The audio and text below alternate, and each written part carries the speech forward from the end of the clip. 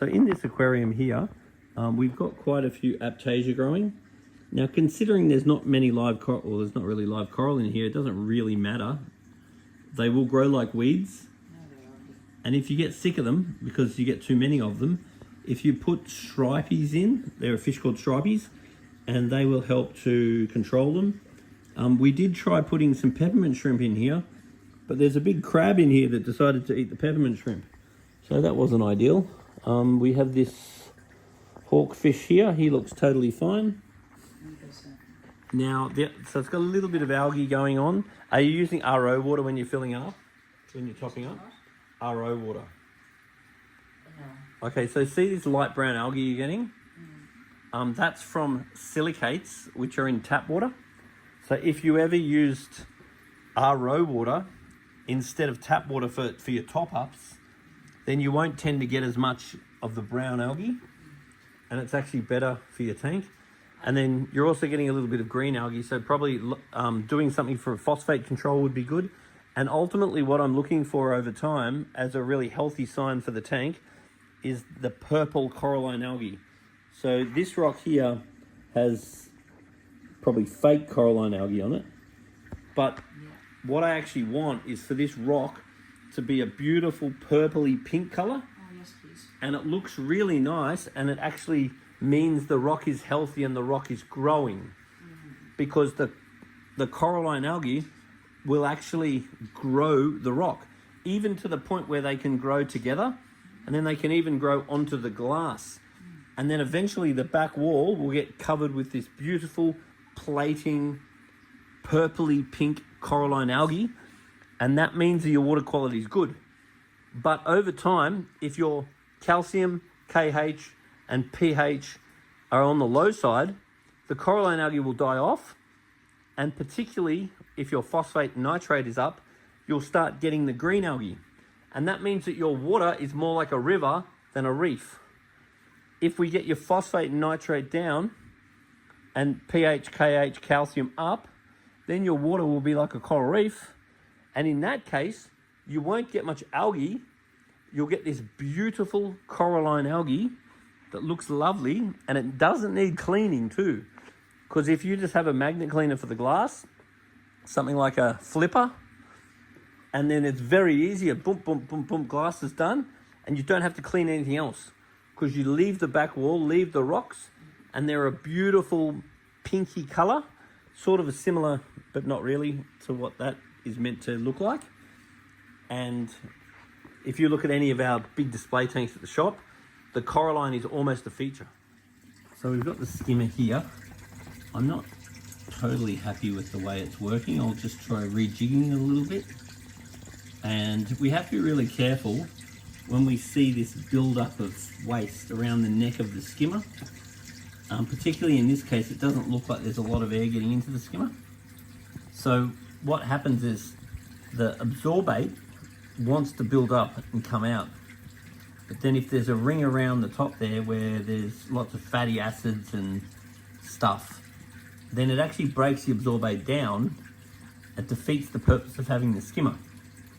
So at least twice a week, I want the cap taken off, then a bottle brush or something used on the inside to clean the inside, so then the stuff can come up and out. Within a couple of days, fatty acids and stuff build up, and then instead of all the stuff coming out, some of it gets broken down and goes back in again. So I'm not really happy with how this skimmer's performing. So I'll just check it out and see what I can do to get more bubbles in the chamber, because I want that really white. It's sort of white-ish. And then I want to give that rim a bit of a clean, because I want to see the stuff come out. I don't want to see it in there. But in saying that, there's not a lot of fish in the tank anyway at the moment, so I don't expect heaps of action here, because there's not a lot of waste. So if this was my tank, I would definitely want some more fish.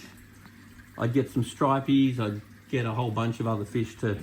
The other thing too with fish is that when you don't have many fish, you find they tend to hide a lot. But as you get more fish, they feel more comfortable, and then they'll use the tank more. So I'd want more fish in this tank. So this tank has a KH of 7, which is good, a pH of 8, which is good, but I'd rather it be 8.4. So I would rather see the KH at 8 and the pH at 8.4. So it's pretty close, but not quite right. Now the phosphate's very high, so I'd really want that under 1. So something for phosphate control is something I'd highly recommend. Calcium's good. Magnesium's a bit low. I would definitely like to see that up more like 14 or 1300. Then there's not really ammonia or nitrite, and the nitrate level's definitely too high. So basically this tank needs some more water changes and some more calcium, not calcium, it needs more carbonate and magnesium. And then this tank will stabilize better, and then we've got more chance of coralline. And we're probably worth buying a couple of rocks. What do you reckon, dude? Is that what you reckon? So what do you think? What's your professional opinion? So getting a couple of live rocks with a bit of coralline just to seed the coralline and getting some extra water changes. The other thing you could consider doing is putting a dosing pump on, because then you could put a nitrate phosphate removers on the dosing pump, because we really want to get that down to reduce the algae to allow us to get coralline algae, and then we're winning. I would also insist, if this is my tank, I would get a max spec claw, and they're wonderful just for reaching in and moving anything you need to, because having the right tools is the key to having an easy hobby. So what we're doing at the moment is just draining the water out of this aquarium, and then we're going to empty the aquarium and move it over there. If you've got a big tank like this and you don't have too many fish, what you need to be aware of is that to the fish, having other fish around is what makes them stress less and be more comfortable. Because in the natural environment, where they come from is very diverse and very, very high in abundance of fish. Now, if these fish are suddenly in an environment where there's no other fish around, then to the fish, that means danger.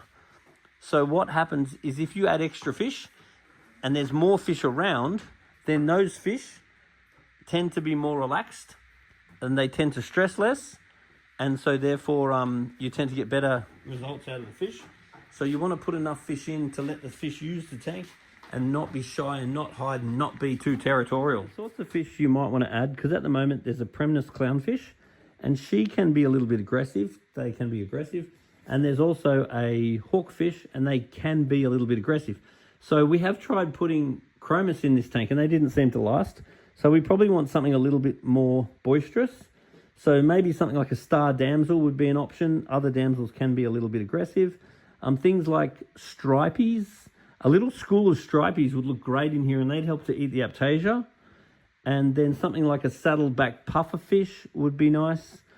And maybe something like a sailfin tang would look good. So there's quite a few different fish that you can consider adding to this tank. Some of the cardinal fish would work quite well as well. So getting some extra fish in this tank would probably make the existing fish feel more comfortable and make the tank look heaps better. Because fish, when there's not many around, tend to be more territorial, and they tend to hide more and they stress more. Now, every time you do a water change, it's really important to use a gravel cleaner, because I want all the crap coming out of the gravel. So I don't want you taking good water off the top. I want the gravel cleaner running all the crap out of the gravel every water change. And we're way overdue for a water change. These sorts of decorative fake coral stuff, if you just put it out in the sun for a day and then flip it around, leave it in the sun for a day, then hit it with a hose, and you'll be amazed how much better this looks. If you have a fish tank, get one of these things. They make your life much more pleasant.